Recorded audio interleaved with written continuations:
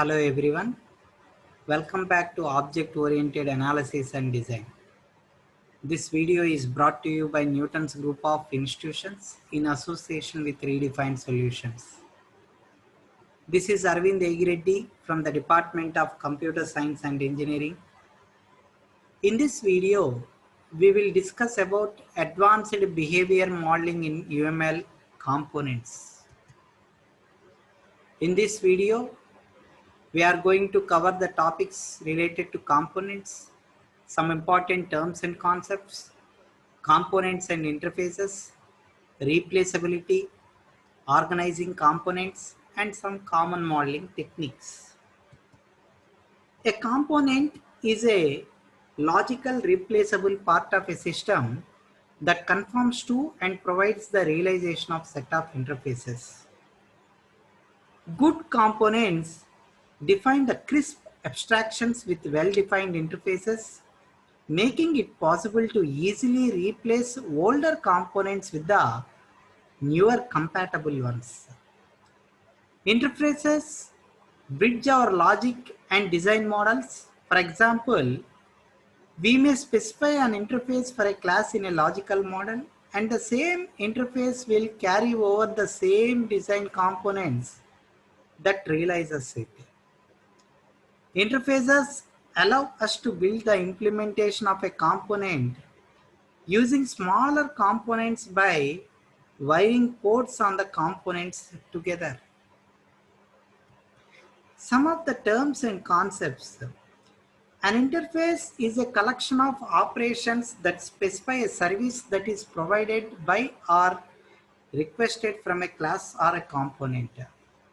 And a component is a replaceable part of a system that conforms to and provides the realization of set of interfaces. A port is a specific window into an encapsulated component accepting messages to and from the components conforming to a specified interface. An internal structure is the implementation of a component by means of set of parts that are connected together in a specific way. And a part is the specification of a role that comprises part of these implementations of a component. In an instance of the component, there is an instance corresponding to a part. A connector is a communication relationship between two parts or ports within the context of a component. Now, let us see what is components and interface.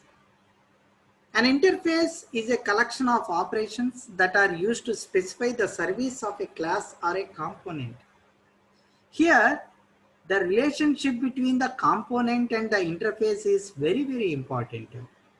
All the most component-based operating system facilitates such as Complex, Corba, and Enterprise Java Beans use interfaces as a glue that binds the components together. To construct a system-based components, we decompose our system by specifying the interfaces that represent the major streams in the system. We then provide components that realize the interface along with other components that access the service through their interface. This mechanism permits us to deploy a system whose services are somewhat local independent. We will discuss this in the coming slides of replaceable. An interface that a component realizes is called as provided interface, meaning that an interface that the component provides as a service to the other components. A component may be declared or may provide interfaces. The interface that a component uses is called as an required interface, meaning an interface that the component conforms to when requested services from other components. And a component may conform to many required interfaces.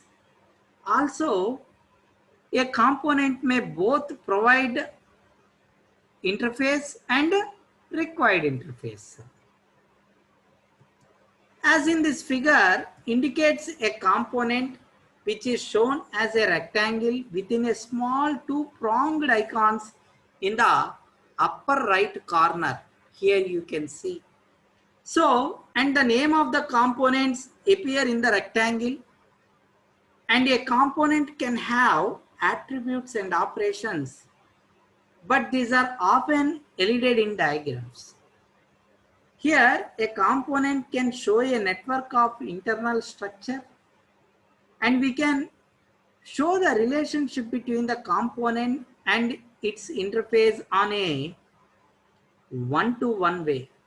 So the first and the most common style renders the interface in an elided icon form.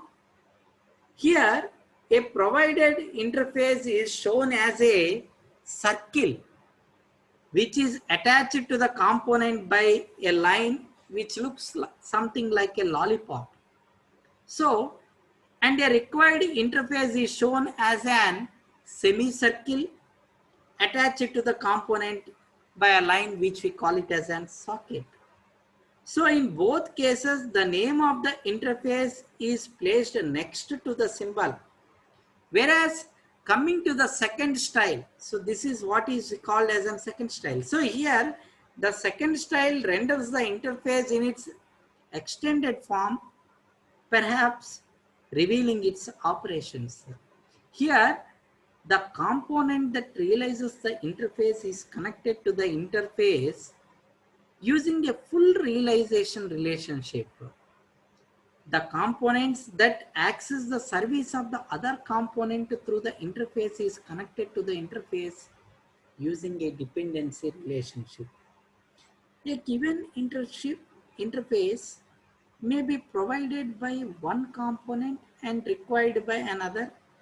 The fact that this interface lies between the two components break the direct dependency between the components. So here, the component that uses a given interface will function properly no matter what component realizes that interface. Of course, a component can be used in a context if and only if all the required interfaces are realized as provided interfaces of the other component. Now coming to replaceability, the basic intent of every component based operating system facility is to permit the assembly of systems from binary replaceable artifacts.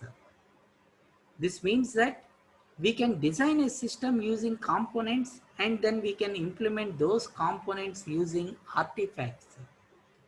And we can then evolve that system by adding new components and replacing old ones without rebuilding the system. Here, interfaces are the key to making this happen. So, in this, the executable system, we can use any artifact that implements a component conforming to or providing that interface. And we can extend the system by making the components which provide a new service through other interfaces, which in turn other components can discover and use. So these semantic explains the intent behind the definition of components in the UML. So a component conforms to and provides the realization of a system of the interface and enables substitutability both in logical design and in the physical implementation based on it. And a component is replaceable. That is, a component is substitutable. It is possible to replace a component with another that conforms to the same interface. So at design time, we choose a different component. Typically, this mechanism of inserting or replacing an artifact in a runtime system is transparent to the component user and is enabled by object models such as complex and enterprise Java beans, which require little or no interactive transformation or by tools that automate the mechanism. And a component is part of a system. A component rarely stands alone, rather a given component collaborates with other components, and in so doing, a port is shown as a so here there exists a technical architecture or a technology which consists of the intended to be used. Here, a component is logically and physically cohesive and thus denotes a meaningful structural or behavioral chunk of a large system. A component may be reused across many systems. Therefore, a component represents the fundamental building block on which these systems can be designed and composed. This definition is recursive, as a system to at a level of abstractions may simply be a component at high level of abstraction. And finally, as discussed in our previous sessions, a component conforms to and provides the realization of set of interfaces.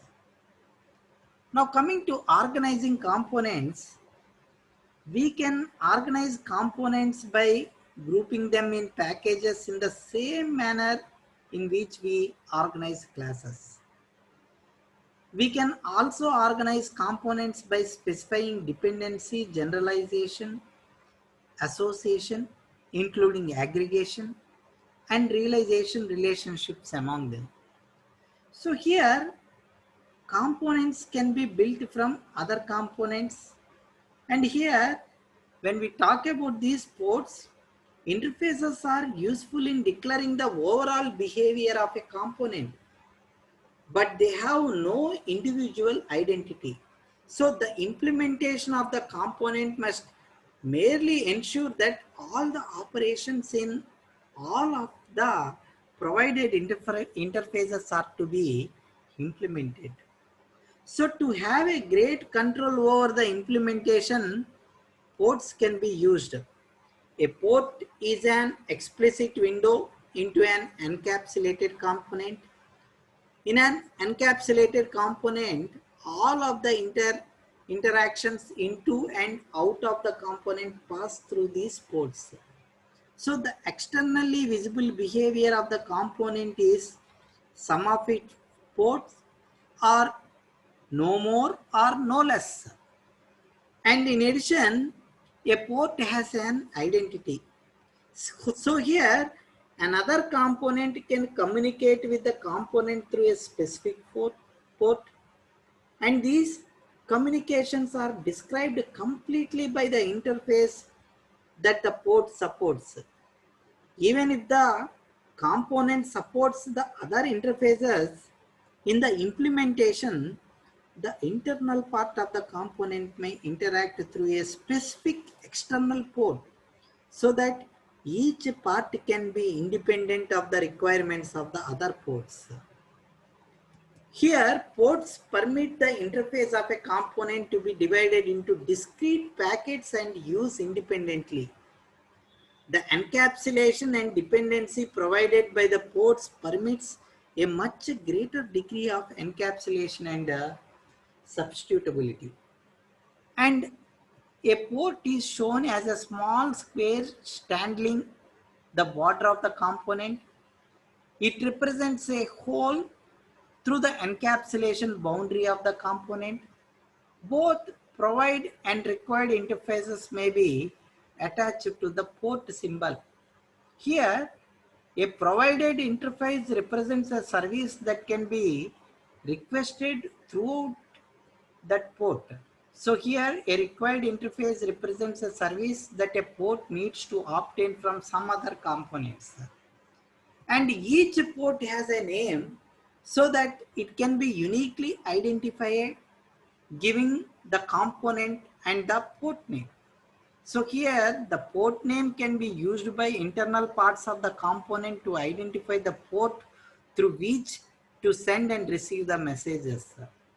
The component name and the port name together uniquely identify the specific port in a specific component for use by other components. And these ports are part of components. So here the instances of the port are created and destroyed along with the instances of the component to which they belong. And these ports may also have multiplicity. This indicates the possible number of instances of a particular port within the interface of a component, and each port of a component instances has an array of port instances. So although the port instance is an array, all satisfies the same interface and accept the same kind of requests. Of course, they may have different states and data values. For example, each instance in an array might have different priority levels, with higher priority port instance being served first. So this figure shows the model of a ticket seller component with ports, and each port has a name and optionally a type to tell what kind of a port it is. So here the component has port for ticket sales, attractions, and credit card charging. There are two ports for ticket sales, one for normal customer and one for the priority customer. They both have the same provided interface of the type ticket sales. The credit card processing port has a required interface, and components that provide the specified services can specify it. The attractions port has both provided and required interfaces. And using the load attraction interface, a thread can either show and other attractions into the ticket database for the sale. So using the booking interface, the ticket seller component can query the threads for the availability of the ticket and actually buy the ticket. Coming to the internal structure, a component can be implemented as a single piece of code. But in large systems, it is describable to be able to build large components using smaller components as the building block. So here, the internal structure of a component is the part of that compose the implementation of the component together with the connections among them. So in many cases, the internal parts can be instances of smaller components that are wired together statically through ports to provide the necessary behavior without the need for the modeling to specify the extra logic. And here, a part is a unit of implementation of a component. A part has a name and type. In an instance of the component, there is one or more instances corresponding to each part having the type specified by the part. And a part has a multiplicity within its components. That is, if the multiplicity of the part is greater than 1, there may be more than one part instance in a given component instance. And if the multiplicity is something other than a single integer, the number of part instances may vary from one instance of the component to another. And a component instance is created with a minimum number of parts. So additional parts can be added later. An attribute of a class is nothing but it is a kind of part. It has a type and multiplicity, and each instance of the class has one or more instances of the given type. So in this figure, which shows a compiler component built from 4 kinds of parts. They are lexical analyzer, a parser, a code generator, and a 1 of 2, 3 optimizer. So more complete versions of the compiler can be configured with different levels of optimization within a given version. The appropriate optimizer can be selected at a runtime. Here we need to note that the part is not same as a class. Here each part is potentially distinguished by its name, just like each attribute in a class of distinguishable. So there can be more than one part of the same time, but we can tell them a part by their names and preassemble them having distinct functions within the component. For example, in this figure, an air ticket sales component might have separate sales part for frequent flyers and for regular customers. So they both work the same, but the frequent flyers part is available only to the special customers and involves less chance of waiting in a line and may provide additional perks. Because these components have the same time, they must have names to distinguish them, whereas the other two components of the type set assignment and the inventory management do not require names because there is only one of each type within the air ticket sales component. If the part of the components with ports, you can wire them together through their ports. The rule is simple. Here the two ports can be connected together if one provides a given interface and the other requires the interface. Connecting the ports means that the required port will invoke the providing part to obtain the services. Here, the advantage of ports and interfaces is that nothing else needs to be known. If the interfaces are compatible, the ports can be connected. The tools could automatically generate calling code from one component to another. They can also be reconnected to other components that provide the same interface. If new components become available, then a wire between these two ports is called as an connector. If an instance of the overall component, it represents a link or a transient link. So here a link is an instance of an ordinary association and a transient link represents the usage relationship between the two components. So instead of an ordinary association, it might be supplied by a procedure, parameters, or a local variable that serves as the target of an operation.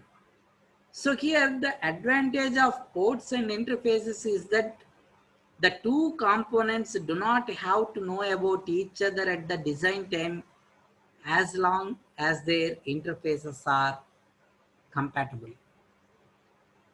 We can show connectors in two ways. If two connectors are explicitly wired together either directly or through ports, we need to just draw a line between them or their ports.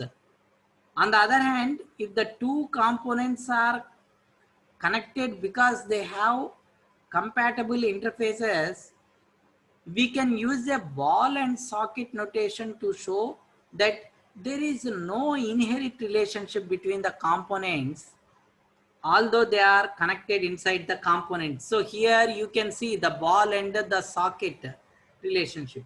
So we could substitute some other components that satisfies the interfaces. And we can also wire internal ports to external ports of the overall component.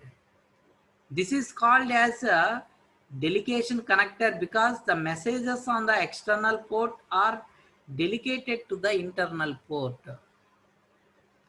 This is shown by an arrow from an internal port to an external port. So we can think of this in two ways. Whichever we prefer, in the first approach, the internal port is same as that of the external port, and it has been moved to the boundary and allowed to perk through. Whereas in the second approach, any message to the external port is transmitted immediately to the internal port and vice versa. Of course, it really does not matter. The behavior is the same in both the cases. So this figure shows an example with internal ports and different kinds of connectors. Here, external requests on the order entry port are delegated to the internal port of order taking subcomponent. So this component in turn sends its output to its order head of port.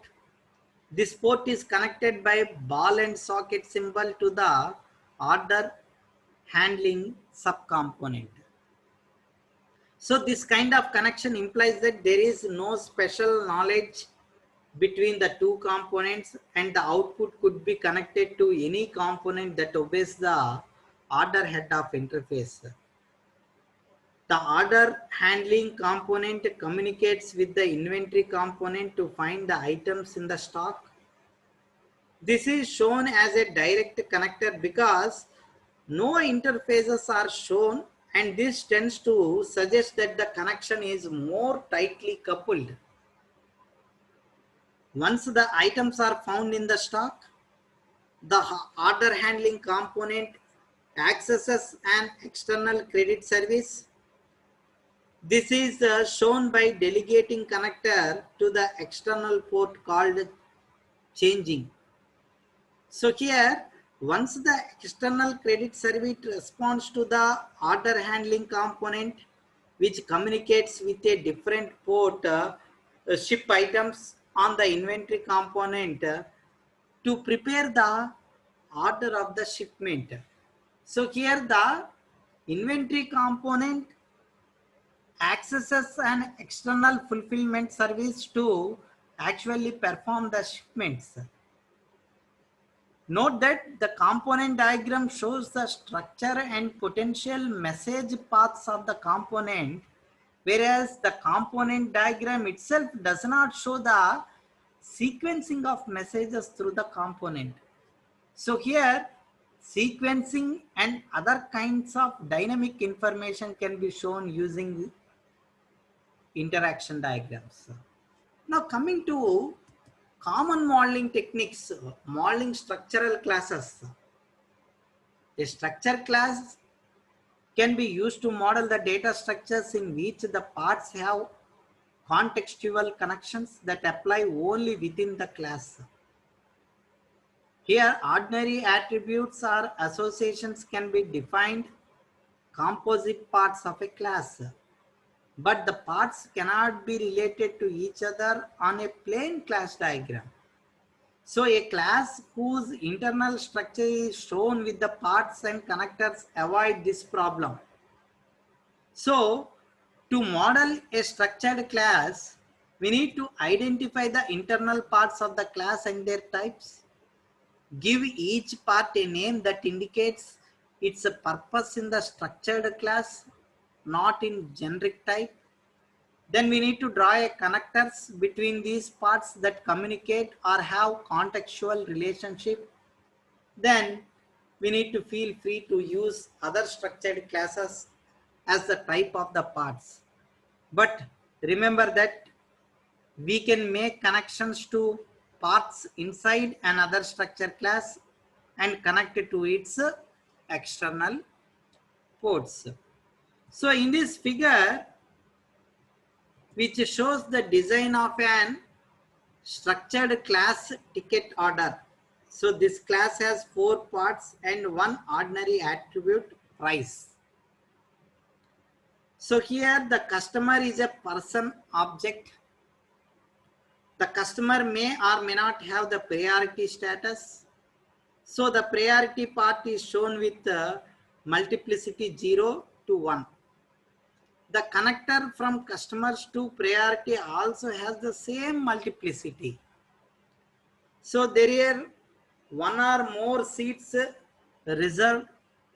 Seat has a multiplicity value and it is unnecessary to show a connector from customer to seat because they are in the same structured class anyway.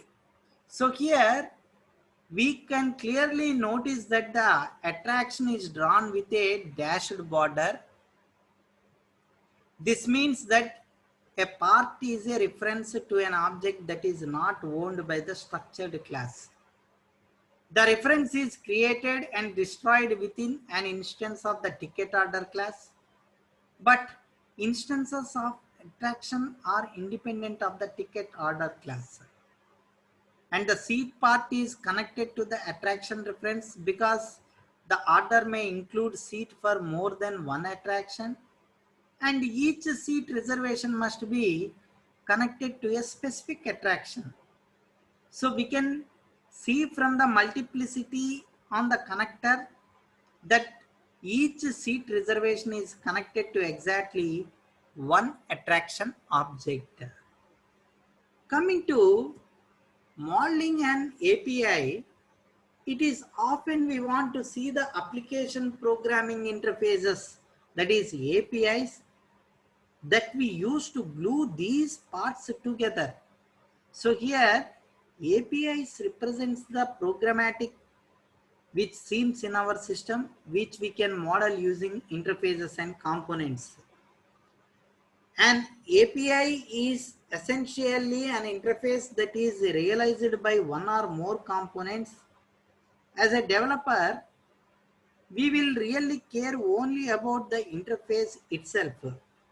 Which component realizes an interface operation is not relevant as long as some component realizes it. From a systems configuration management perspective, though these realizations are important because we need to ensure that when we publish an API, there is some realization that is available and that carries out the API's obligations. Fortunately, with the UML, we can model both perspectives. The operations associated with any semantically rich API will be fairly expensive. So most of the time, we won't need to visualize all these operations at once. Instead, we will tend to keep the operations in the backplane of our model and use the interfaces as handles and which we can find these set of operations.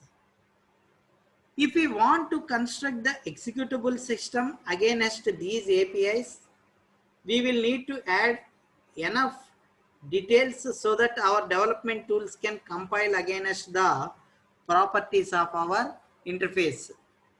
So along with the signatures of each operation, we will probably also want to include use cases that explain how to use these interfaces. So to model an API, we need to identify the seams in our system and model each seam as an interface, collecting the attributes and operations that form this edge. And we need to explore only those properties of the interfaces that are important to visualize in the given context. Otherwise, we need to hide these properties, keeping them in the interface specification for reference as necessary. And we need to model the realization of each API only as it is important to show the configuration of a specific implementation. So here, this figure shows and exposes the API of an animation component. We will see 4 interfaces that form the API. That is iApplication, iModel, iRendering and iScripts.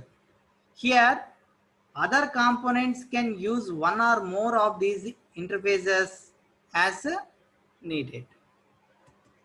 Thank you all. That's all for now. If you like this video, please subscribe to my channel and press the bell icon for the latest notifications.